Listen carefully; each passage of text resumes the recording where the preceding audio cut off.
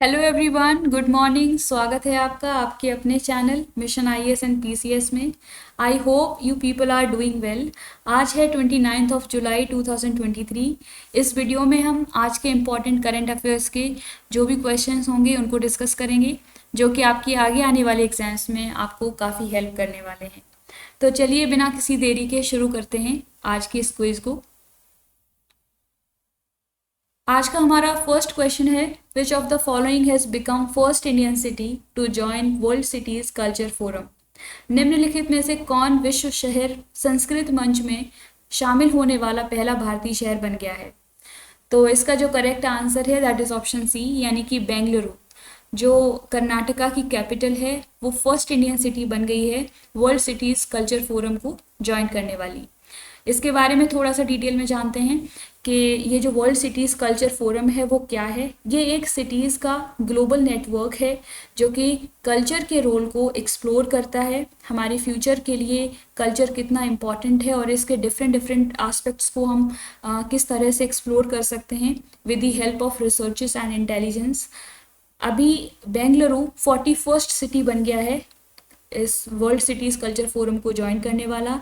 इससे पहले 40 सिटीज़ इस फोरम का हिस्सा थी पहले से, जैसे कि New York, London, Tokyo, Paris etcetera. अगला क्वेश्चन है, Indian prime minister has recently inaugurated an international exhibition come convention centre Bharat Mandapam eight which place. भारतीय प्रधानमंत्री ने हाल ही में किस स्थान पर एक अंतर्राष्ट्रीय प्रदर्शनी सह सम्मेलन केंद्र भारत मंडपम का उद्घाटन किया है।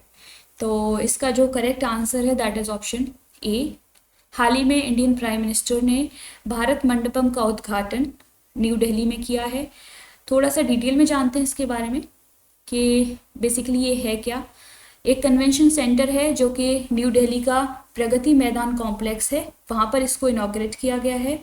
और ऐसा माना जा रहा है कि ये जो कन्वेंशन सेंटर है, इंटरनेशनल कन्वेंशन सेंटर, ये सबसे बड़ा कॉन्फ्रेंस एंड एग्जीबिशन साइट बनने वाला है इंडिया में। अगर हम बात देखते हैं कि जो G20 की प्रेसिडेंसी है 2023 की, वो इंडिया के पास है और इसकी समिट होगी सितंबर में। उसका वेन्यू भी ये कन्वेंशन सेंटर होगा, यहाँ पर ही G20 की समिट आयोजित करवाई जाएगी। अगर हम कॉस्ट देखें कि कितनी लागत लगी इसको बनाने में, तो वो है 2700 करोड़। और बिल्डिंग का जो शेप है वो इलिप्टिकल शेप में है। इसकी इंस्पिरेशन शंख से ली गई है, कॉन्च शेल से ली गई है। आप इसका शेप यहाँ पे देख सकते हैं, बहुत ही ब्यूटीफुल प्लेस है, ये सेंटर बनाया गया है। अगला क्वेश्चन है, recently supreme court has extended the term of the director of the ED, that is enforcement of directorate. Who is the current director of ED of India. जो enforcement of directorate body है उसके director currently कौन है, इसका answer आपको बताना है। तो इसका जो करेक्ट आंसर है दैट इज ऑप्शन ए, यानी कि जो S.K. मिश्रा हैं वो डायरेक्टोरेट जो डायरेक्टोरेट ऑफ इन्फोर्समेंट है उसके डायरेक्टर हैं करेंटली। इनका पूरा नाम है संजय कुमार मिश्रा। इनका टाइम पीरियड, इनका जो टर्म है, ड्यूरेशन है, वो 15 सितंबर तक एक्सटेंड कर दिया गया है। अगर हम बात करें इन्फोर्समेंट डायरेक्टोरेट की, तो इसका फॉर्मेशन 1 मई 1956 को हुआ था और इसका मेन फंक्शन यही है कि जो मनी लॉन्ड्रिंग ऑफेंसेस से रिलेटेड केसेस हैं उनको इन्वेस्टिगेट करना। अगला क्वेश्चन है, which association has been granted the official recognition as a national sports federation in India. Bharat में किस संघ को राष्ट्रीय खेल महासंघ के रूप में आधिकारिक मान्यता प्रदान की गई है। तो इसका जो करेक्ट आंसर है दैट इज ऑप्शन बी, यानी कि जो हैंडबॉल एसोसिएशन ऑफ इंडिया है उसको हाल ही में नेशनल स्पोर्ट्स फेडरेशन के रूप में जो है मान्यता दी गई है। और ये रिकग्निशन देने वाला के लिए जो रिस्पॉन्सिबल है वो union ministry of youth affairs and sports ने ये डिसीजन लिया है, सो दैट कि स्पोर्ट्स को कंट्री के अंदर स्पोर्ट्स को रेगुलेट किया जा सके, प्रमोट किया जा सके। फैक्ट्स की अगर हम बात करें हैंडबॉल एसोसिएशन ऑफ इंडिया के बारे में, तो इसका फॉर्मेशन 15 जून 1972 में हुआ था और इसके प्रेसिडेंट, यानी कि जो हैंडबॉल एसोसिएशन ऑफ इंडिया है, इसके प्रेसिडेंट करेंटली दिग्विजय चौटाला हैं। तो ये इंपॉर्टेंट फैक्ट्स हैं स्पोर्ट्स से रिलेटेड। आप इनको याद रखिए, आपके एग्जाम में इससे रिलेटेड क्वेश्चंस पूछे जा सकते हैं। अगला क्वेश्चन है, who has become India's 83rd grand master at Biel chess festival.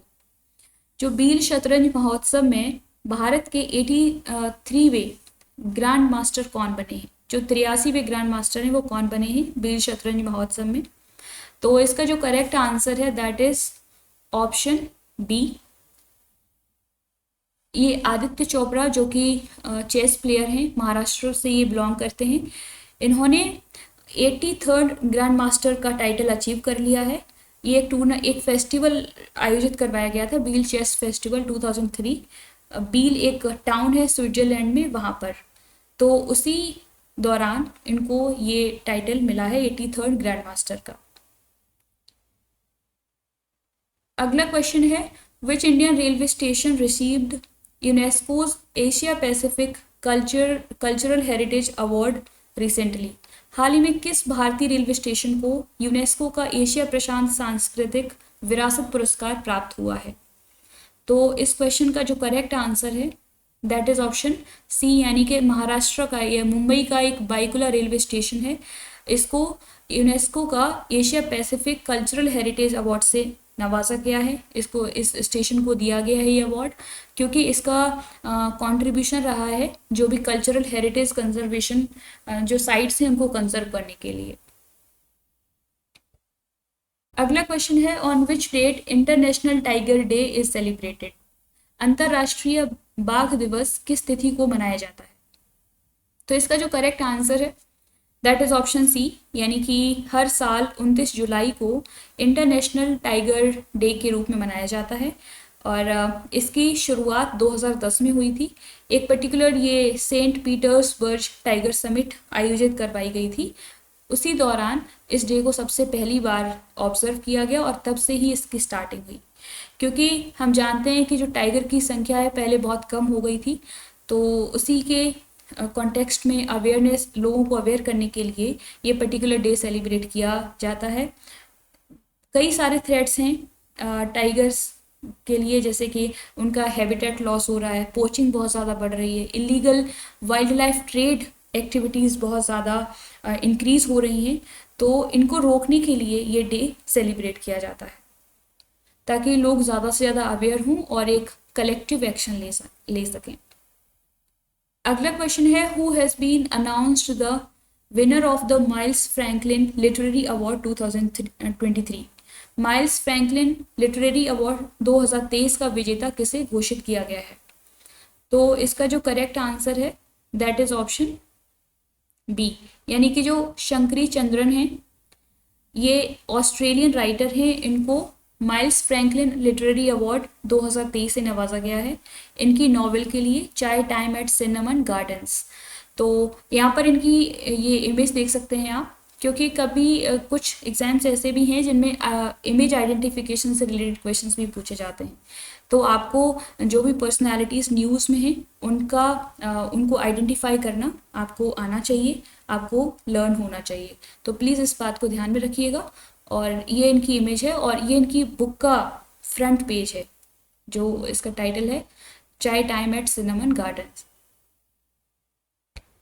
अगला क्वेश्चन है, smoke and ashes book written by who. तो ये जो बुक है इसको किसने लिखा है, इसके जो ऑथर है वो कौन है।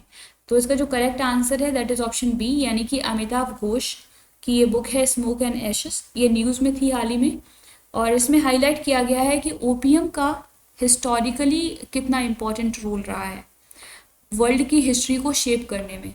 तो ओपीएम की हिस्ट्री को ही इन्होंने अलग अलग एस्पेक्ट से एक्सप्लोर करने की कोशिश करी है, इसको इसमें हाईलाइट किया गया है। तो आज के वीडियो में इतना ही। होपफुली आपको ये वीडियो पसंद आई होगी। अगर आपको हमारा ये इनिशिएटिव पसंद आता है तो प्लीज़ इसको सपोर्ट कीजिए, लाइक कीजिए, शेयर करिए उन स्टूडेंट्स के साथ, उन फ्रेंड्स के साथ जो कि कॉम्पिटिटिव एग्जाम्स की प्रिपरेशन करते हैं।